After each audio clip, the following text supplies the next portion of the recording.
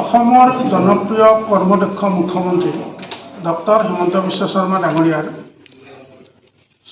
আত্মনিৰ্ভৰশীল অসম গঢ়াৰ যি লক্ষ্য, আমি অসম গণ পৰিষদৰ ভাতৃ সংগঠন অসম কৃষক পৰিষদে স্বনিয়োজনৰ বাটেৰে এটি খোজ দিব বিচাৰিছোঁ। অসম চৰকাৰৰ অধীনৰ অসম পশুধন আৰু হাঁহ কুকুৰা নিগমৰ কাৰ্যালয়ৰ প্ৰেক্ষাগৃহত 120 জন শিক্ষিত অভিজ্ঞ যুৱক যুৱতী মহিলা হিতাধিকাৰীক বিজ্ঞানসন্মতভাৱে পশুপালন প্ৰশিক্ষণৰ ইয়াত ব্যৱস্থা কৰা হৈছে। দুদিনীয়াকৈ অনুষ্ঠিত হ'বলগীয়া এই প্ৰশিক্ষণত বিভাগৰ তৰফৰ পৰা নিগমৰ তৰফৰ পৰা তেখেতসকলক প্ৰমাণপত্ৰ প্ৰদান কৰিব।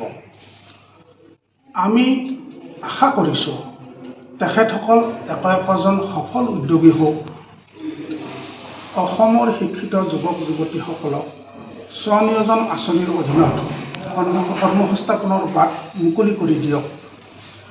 তেওঁলোকৰ যাতে স্বাৱলম্বিতা এখেতসকলে গঢ় দিব পাৰে, আমি আশা ৰাখিছোঁ।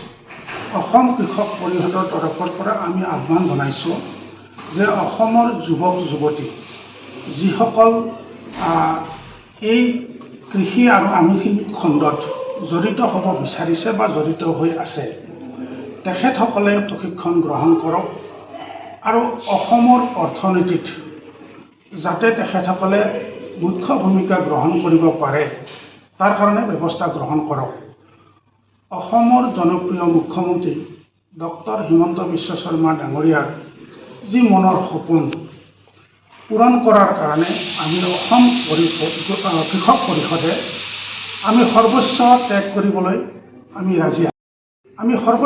কৰিবলৈ ৰাজি আছোঁ। আজিৰ তাৰিখত মাননীয় ডক্টৰ হিমন্ত বিশ্ব শৰ্মা ডাঙৰীয়াৰ নেতৃত্বত মাননীয় কৃষিমন্ত্ৰী অতুল বৰা ডাঙৰীয়া, কৃষ্ণেন্দু পল ডাঙৰীয়াৰ আন্তৰিক মাৰ্গদৰ্শনত কৃষক আৰু কৃষি আৰু আনুষঙ্গিক খণ্ডত কৃষকৰ সহায় হোৱাকৈ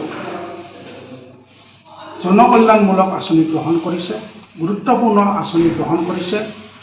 অসম কৃষক পৰিষদেও কৃষকৰ পদূলিত গৈ এক গুৰুত্বপূৰ্ণ কাৰ্যসূচীৰ জৰিয়তে আমি কৃষকৰ সৈতে মত বিনিময় কৰিছোঁ। কৃষকে যাতে এই আঁচনিসমূহ লাভ কৰে তাৰ ব্যৱস্থা গ্ৰহণ কৰিছোঁ আৰু আঁচনিৰ সুফল সম্বন্ধেও আমি কৃষকক বুজাই দিছোঁ। অসমৰ কৃষকে সিদ্ধান্ত লৈছে, আমাক জনাইছে যে অসমৰ কৃষকে ইতিমধ্যে সিদ্ধান্ত লৈছে যে 2026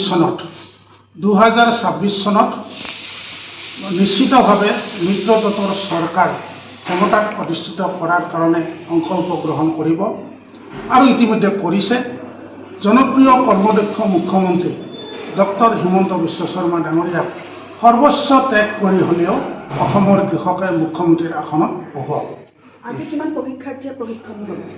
120 জন হিতাধিকাৰী পুৰুষ মহিলা শিক্ষিত যুৱক যুৱতী আৰু অভিজ্ঞতা সম্পন্ন তেখেতসকল আহিছে। আহি তেখেতসকলে প্ৰশিক্ষণ গ্ৰহণ কৰিব আৰু নিশ্চিতভাৱে মাননীয় মুখ্যমন্ত্ৰীৰ আত্মনিৰ্ভৰশীল সপোন অসম গঢ়াৰ যি সপোন, তাত স্বনিয়োজনৰ বাটেৰে এটা খোজ দিবলৈ সক্ষম হ'ব। আজি দুদিনীয়া কাৰ্যসূচী আমাৰ ইয়াতে আৰম্ভ কৰিছোঁ। বিভিন্ন জেগাৰ পৰা হিতাধিকাৰীবিলাক আহিছে। আমি তাৰ সিহঁতক কেনেকৈ স্বাৱলম্বী কৰিব পাৰোঁ তাৰ কাৰণে আমি যথেষ্ট চেষ্টা কৰি আছোঁ। আৰু ইয়াৰ আগতো 2 মাহ আগতো আমি ট্ৰেইনিং কৰিছোঁ।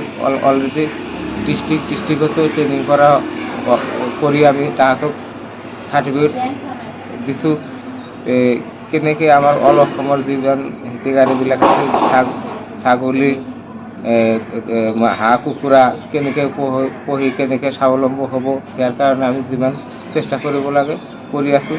আৰু যিবিলাক মানুহ ট্ৰেইনিং কৰি তাহাঁতে চাৰ্টিফিকেটবিলাক লৈ যিবিলাক বেংকৰ পৰা আমি যোগাযোগ কৰিছোঁ যে আমাৰ চৰকাৰৰ পৰা আমাৰ মাননীয় মুখ্যমন্ত্ৰী ডাঙৰীয়া আমাৰ অতুল বৰা ডাঙৰীয়া যিটো হেৰি লৈ হাতত লৈছে, কাৰ্যসূচী হাতত লৈছে, যে কোনো মানুষ যদি এই হিতাধিকাৰীবিলাকে যদি আপোনাৰ ছাগলী হাঁহ কুকুৰা হেৰি কৰি আৰম্ভ কৰি যদি হয়। কোনো স্বাৱলম্বী হয় তাৰ কাৰণে সহায় কেনেকৈ কৰিব লাগে তাহাঁতক কেনেকৈ উঠাব যায় কেনেকৈ কি কৰা যায় তাহাঁতক এটা বেংকৰ তৰফৰ পৰা আমাৰ চৰকাৰৰ Subsidy. পৰা ছাবচিডি 50% ছাবচিডি আৰু তাহাৰ কেনেকৈ তাহাঁত লাভৱান কৰা যায় আমি বেংকৰ পৰা ছাবচিডি অলৰেডি বেংকৰ লগত যোগাযোগো কৰিছোঁ আলোচনা চলি আছে কেনেকৈ তাহাঁতে 50% ছাবচিডি আমাৰ চৰকাৰৰ পৰা তাহাঁতক দিব আৰু তাহলে কষ্ট কৰি যিসমূহ কৰিব পাৰে কৰিব